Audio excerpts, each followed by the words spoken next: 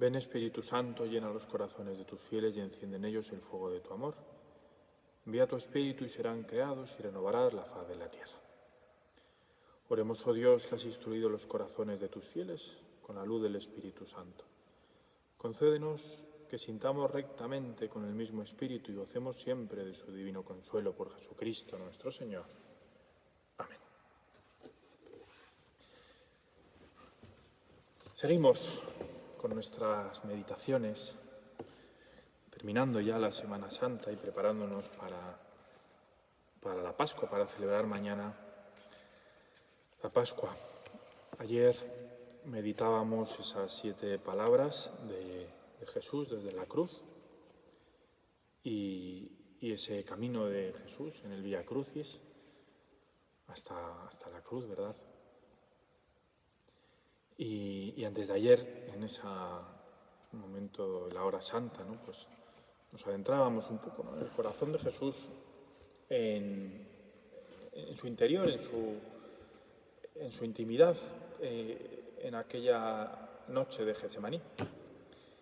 Y hoy nos encontramos en una situación, en un momento realmente como impresionante, ¿no?, de la historia de la humanidad, ¿no?, en el que Dios ha sido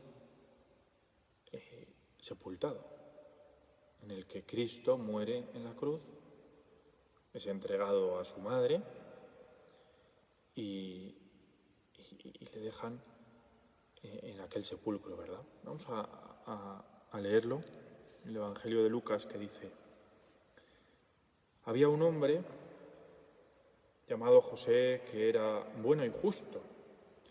Era miembro del Consejo de Ancianos, pero no había dado su asentimiento a la actuación de los judíos.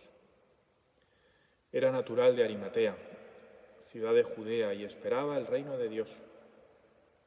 Este José se presentó a Pilato y le pidió el cuerpo de Jesús. Después de bajarlo, lo envolvió en una sábana y lo puso en un sepulcro excavado en la roca, donde nadie había sido sepultado todavía. Era el día de la preparación de la Pascua y estaba comenzando el sábado. Las mujeres que habían acompañado a Jesús desde Galilea lo iban observando todo de cerca y se fijaron en el sepulcro y en el modo en que habían colocado el cadáver. Después volvieron y prepararon aromas y ungüento. Y el sábado descansaron según el precepto. Aquellas mujeres, ¿verdad?, que nos dice el Evangelio, ¿no?, que la habían observado todo de cerca y se habían fijado cómo habían dejado a Jesús, que es un dato muy importante, ¿no?, para luego testificar la resurrección, tal como la habían dejado, y después allí no estaba en el sepulcro, ¿no?, como viviremos mañana en la resurrección. Y prepararon aromas y ungüento para ir después, enseguida, ¿no?, al amanecer, a ungirle con aquellos ungüentos, con aquellos aromas. Y nada dice de María, ¿no?, nada dice de nuestra madre, pero imagino pues que habrían ido, ¿no?, a verla, que le habrían contado, que la habrían acompañado, ¿no?, y la habrían dejado. Se fueron y el sábado descansaron. ¿Cómo sería ese sábado? ¿Qué pasaría ese sábado? Imagínate, ¿verdad?, pues por la cabeza de los apóstoles, ¿no? Cada uno tendría su historia, ¿no? Que si he sido cobarde, que le he negado, Pedro, ¿verdad? ¿Qué vamos a hacer ahora? Que como impresiona mucho, ¿verdad?, como consideraremos estos días aquellos de Maús, ¿no?, porque nos refleja un poco el estado de ánimo de los apóstoles, ¿no? ¿Qué pensarían aquellas mujeres, verdad, que habiendo visto, ¿no?, que hubieran llorado? ¿Cómo llorarían? María, como Magdalena, ¿no?, cómo habría llorado al ver dejar a Jesús, a quien tanto quería, ahí en el sepulcro, ¿no?, y esperaba, como se ve, al salir tan pronto, al día siguiente, con ansia, el buscarle, ¿no?, y para ungirle, ¿no? ¿Y qué pasaría? ¿Qué pasaría en el corazón de María? ¿Qué sucedería en ese corazón maternal de María? Eso es lo que vamos a intentar meditar, ¿no? Y aprender de esas virtudes de María que nos pueden ayudar a vivir, ¿no?, nuestra vida cristiana y a seguir profundizando en estos misterios pascuales de nuestra salvación. Lo primero, no sé, que pensemos en el corazón maternal de María, en sus entrañas purísimas, ¿verdad? En su corazón de madre que dio a luz a su Hijo Jesús, ¿no?, que acogió en su seno. Y tendría, ¿verdad?, lógicamente, pues toda esa capacidad plena en ella, ¿verdad?, de una madre, de cuidar, de proteger, de alentar, de ternura, de saber lo que sucede, ¿no?, en el corazón de los hijos con una sola mirada, ¿verdad? María tendría, ¿verdad?, esas entrañas maternales para Jesús y también para cada uno de nosotros, no lo olvidemos, ¿no? Cuentan o dicen, ¿no?, que hay 3 partos, ¿no?, para una mujer, para una madre, ¿no? Primero, el primer parto, el primer dar a luz, ¿no?, es el primer momento de cuando uno da a luz al hijo físicamente, ¿no?, biológicamente, y ese hijo, ¿verdad?, pues sale de sus entrañas ahí en Belén, y María pues vería esa carita que tanto habría soñado, tanto habría imaginado, y daría pues gracias a Dios de poder tener en sus brazos al Hijo de Dios. María, qué misterio, ¿no? El Hijo de Dios débil, el Hijo de Dios necesitado, el Hijo de Dios que requiere ser amamantado, que requiere ser cambiado, que requiere ser protegido, ¿no?, de aquellos que quieren acabar con él. Qué misterio, ¿no?, tenerlo ahí en sus brazos y tener que cuidarle, que enseñarle, que educarle, ¿verdad? Qué misterio. El primer parto, ¿no? Hablan de un segundo parto de una madre, que es el momento en el que el hijo se va de casa. De alguna manera es un parto, ¿no?, que nace del hogar a una nueva vida, ¿no?, a un hogar nuevo, ¿no?, cuando uno se casa, por ejemplo, cuando decide, ¿no?, salir de casa, ¿no?, que es un dolor grande para una madre también. Y que es un dolor que, claro, que implica también dar vida, que al final esa vida que ha custodiado, que ha educado, que ha formado, al final, ¿no?, pues por sí sola, ¿no?, pues empieza a volar.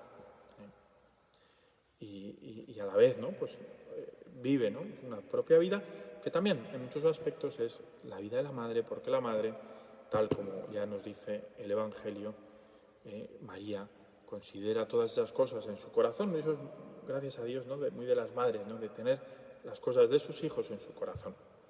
Y por eso, cuando un hijo sale de casa, todas las cosas, ¿verdad?, que él vive, las vive la madre en su propio corazón. Y existe un tercer parto doloroso, tremendo, ¿verdad?, que es que Dios quiera, ¿no?, que las madres no dicen, ¿no?, que no tendrían que vivir nunca, ¿no?, que es la muerte de un hijo. La muerte de un hijo es un parto, ¿verdad?, que desgarra interiormente a una madre y que en ese dolor, cuando lo vive con fe, ¿verdad?, da a luz también a ese hijo, a la vida eterna, ¿no?, al cielo. Y es ahí, en ese parto, en ese tercer parto de María, en la cruz, donde también, al dar a luz en ese tercer parto a Cristo cabeza, da a luz al cuerpo de Cristo, que es la Iglesia. Y por eso cuando el Señor le muestra a Juan, ¿no?, y le dice, ahí tienes a tu hijo, está ratificando una cosa que está sucediendo, que María está dando a luz a la Iglesia. Y por eso llamamos a María Madre de la Iglesia. Y por eso podemos llamar a María Madre nuestra. Ella es nuestra Madre. Por eso pedimos, ¿no, Señor? ¿Qué pasaría, ¿no? Esas entrañas maternales, en ese interior, en ese corazón de madre, cuando su Hijo Jesús había sido sepultado. Ella este sábado, sábado santo, sábado del silencio, ¿no? Se queda sola y a la vez, ¿no? Había dado a luz a la Iglesia, a quien tenía que acoger, a quien tenía que unificar, ¿no? ¿Qué pasaría? ¿Qué cosas podemos aprender de María? Primero, a mí me gustaría que aprendiéramos una lección preciosa de este día, ¿no? Que es, como llamamos a esta meditación, ¿no?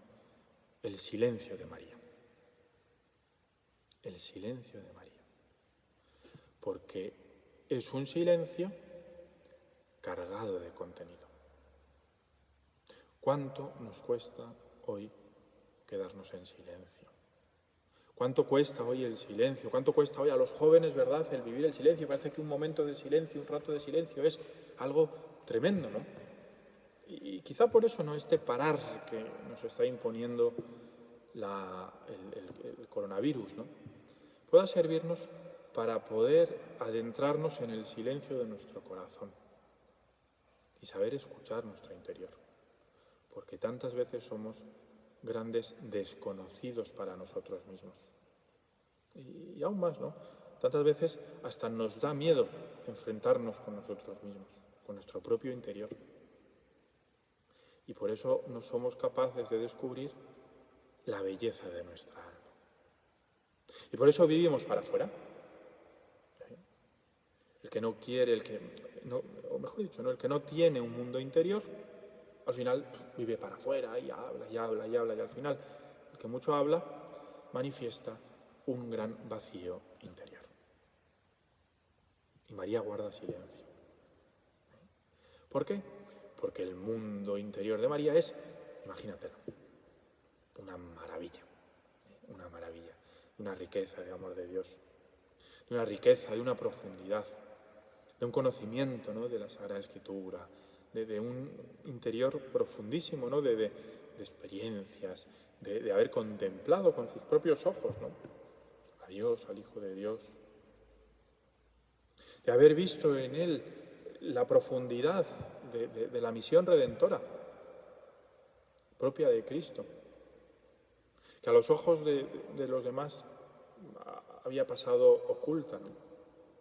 Pero María sabía lo que sucedía cuando Cristo cargaba con la cruz. María sabía por qué Cristo se levantaba una y otra vez.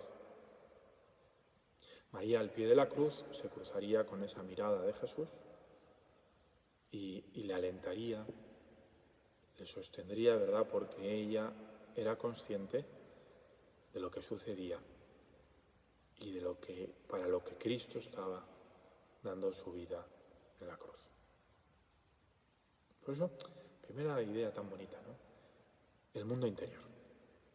Tú también tienes un mundo interior. Tú estás llamado a vivir también un mundo de oración, de contemplación. Y ojalá iba a descubrir las maravillas de ese mundo de oración en el que habita Dios desde nuestro bautismo. Por eso, cultivémoslo, cuidémoslo. No tengamos miedo al silencio, no tengamos miedo a la soledad, no tengamos miedo a escuchar a Dios en nuestro interior, no tengamos miedo a enfrentarnos, ¿no? Con nuestros propios temores o con nuestros propios complejos o con nuestras propias miserias interiores, ¿no? Porque cuando vencemos eso, nos dejamos amar y sanar por Dios, disfrutaremos tantísimo. Qué bonito es pensar, ¿no? Cuando que siempre golpea tanto, en la vida consagrada, de aquellos hombres y mujeres, ¿verdad?, que se retiran para una vida contemplativa. ¿Y qué hacen allí? Rezar. Y la gente, ¡oh, qué rollo!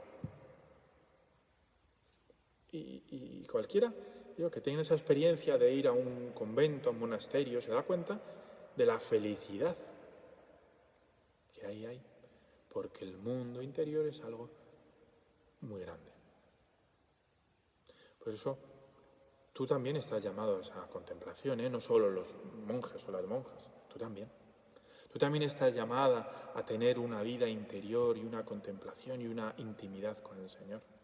Pero no olvides que solo se puede vivir cultivando el silencio,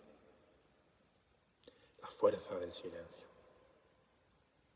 Silencio del que salen en las grandes decisiones, el silencio en el que se fragua la grandeza de un alma, el silencio en el que se puede profundizar en las verdades más perennes, el silencio en el que se puede asomar asomar un poco a la inmensidad y a la belleza de Dios. Y solo es desde el silencio. Por eso aprendamos de María a cuidar ese silencio, ¿verdad? Y claro, desde ese silencio María vivía algo en estos días, ¿no? Imagínate, ¿no?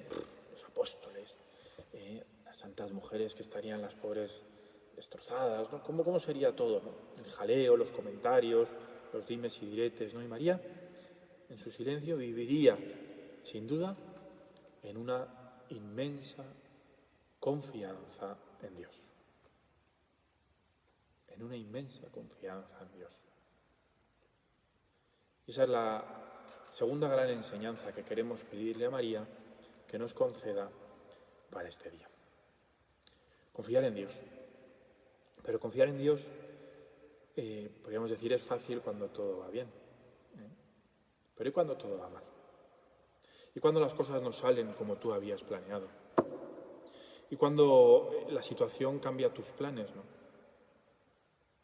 Y lo que tú pensabas, el programa que te habías hecho de tu vida, para ti, para tu familia, no es como tú lo habías proyectado. ¿Qué ocurre?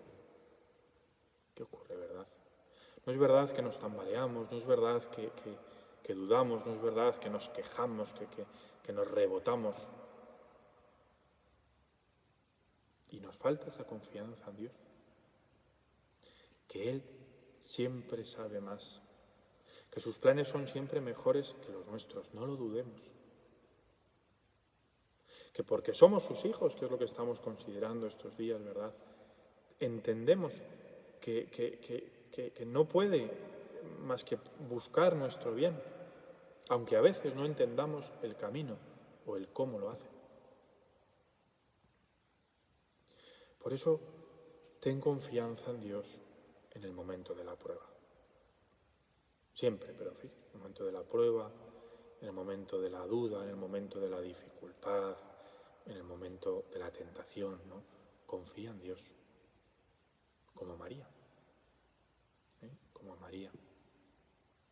Confía en su providencia, confía en su protección, confía en su sabiduría. Confía.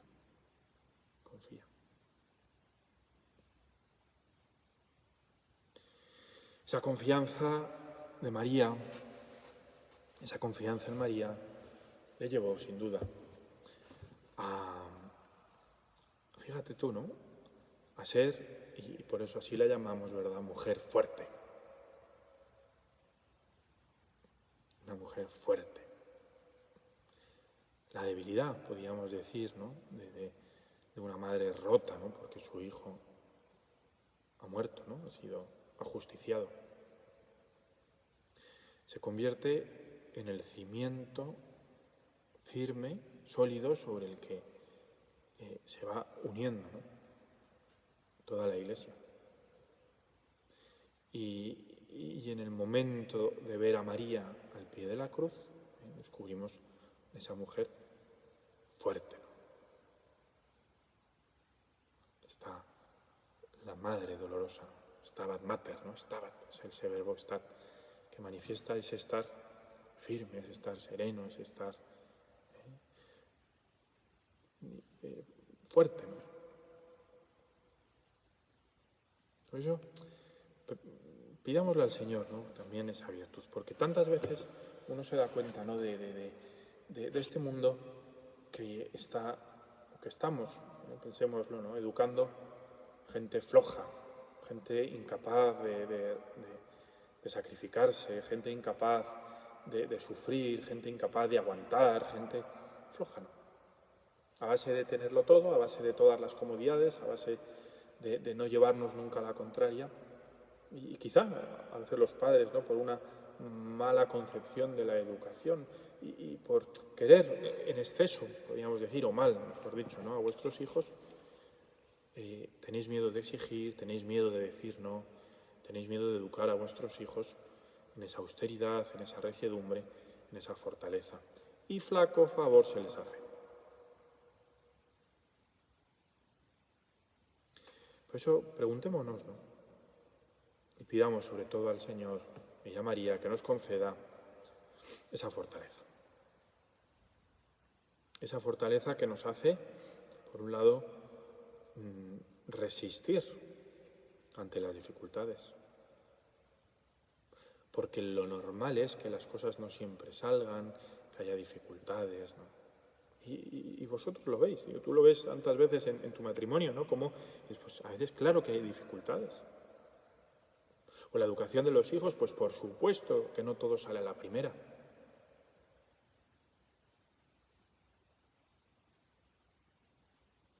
Y que hay dolor. Por eso ver a María nos hace también entender esa fortaleza, ¿no?, para resistir el dolor, porque nos damos cuenta de que tiene un sentido. Es fuerte quien ama.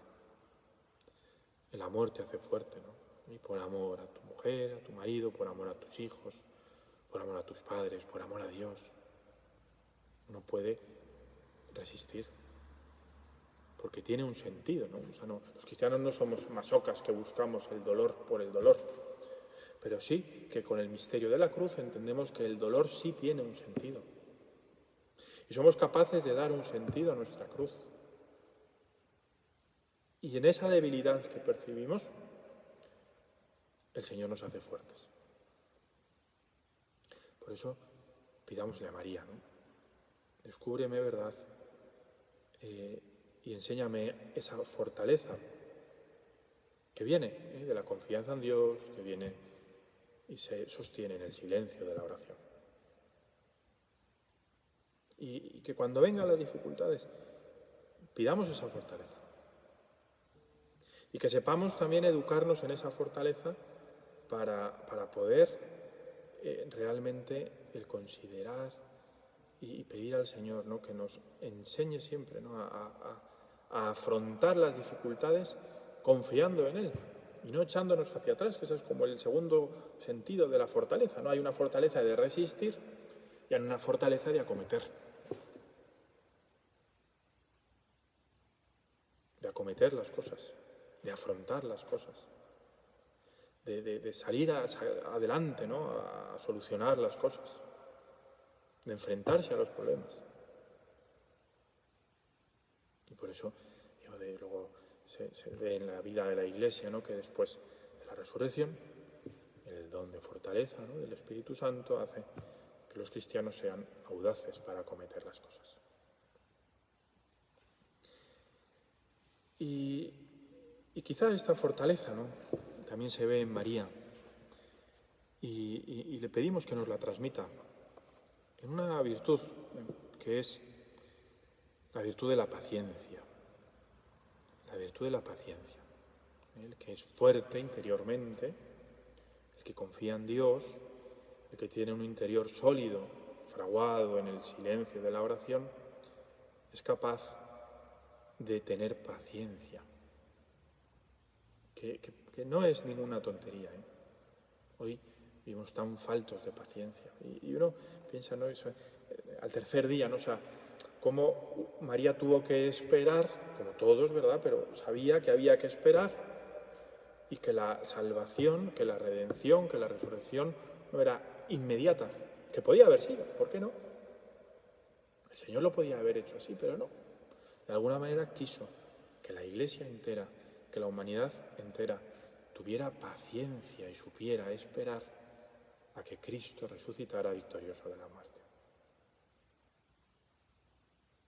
¿Y cuántas veces nos falta a nosotros paciencia?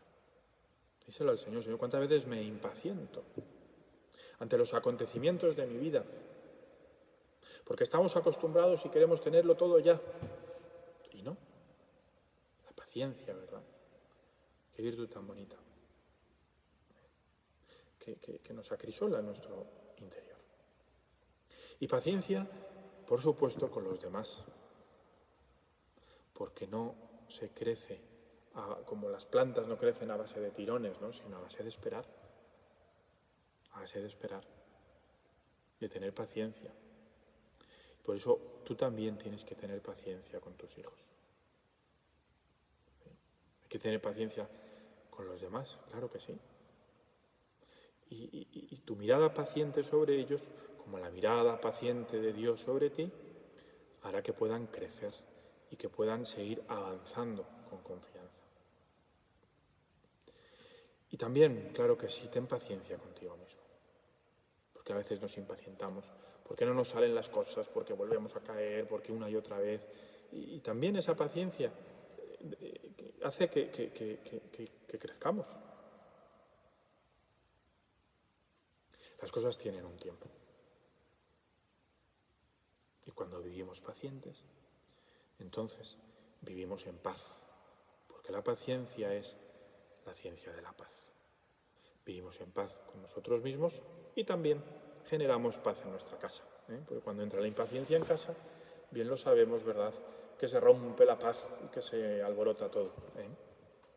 Por eso vamos a pedirle también a María que nos enseñe a vivir esa virtud tan bonita de la paciencia. Y así podremos dar paz. Yo lo pienso, ¿no? ¿Qué haría María? Yo me imagino que irían llegando los apóstoles al cenáculo. Me imagino que estaría ahí María. Irían llegando las mujeres, los apóstoles, ¿no? Asustados, llorando, preocupados. Y María, con su dolor, tendría que ir dando paz a cada uno de ellos.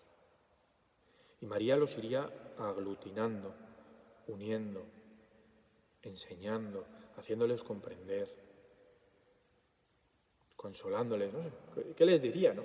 Igual que tú y yo, cuando acudimos a María y escuchamos su voz, ¿no?, en nuestro interior. María, consuélame a mí también, fortaléceme a mí también, dame paciencia cuando me impaciento y confianza en Dios, ¿no? Y María, en este día, ¿no?, y a lo largo de las oscuridades de nuestra vida, nos puede ir dando, transmitiendo esa gran confianza en Dios, porque de sus entrañas maternales surge sin duda ese amor, ¿verdad?, esas palabras, esa mirada que solo una madre puede dar. Acude a María. Seamos muy de María, ¿no? La Iglesia surge, ¿no?, del corazón maternal de María. Y tú y yo tenemos que ser profundamente marianos. Ojalá en estos días de confinamiento, ¿no?, y esa es un poco la tarea también, que recéis el rosario. En familia. Y que involucréis a los hijos ahí, ¿no? Quizá poniendo un misterio o una intención, en cada misterio. Quizá, pues a lo mejor explicando a vuestros hijos lo que es cada uno de los misterios, lo que sucedió, lo que pasó, para que ellos también vayan rezando, ¿no?, y meditándolos y contemplándolos.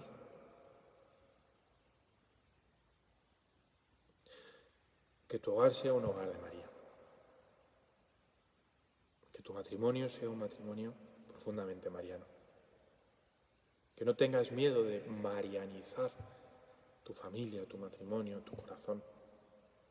Y en este día, en este sábado santo, le decimos a María, ¿verdad?, que vuelva a nosotros sus ojos misericordiosos, porque también estamos apenados, desolados, tristes, angustiados tantas veces, ¿no?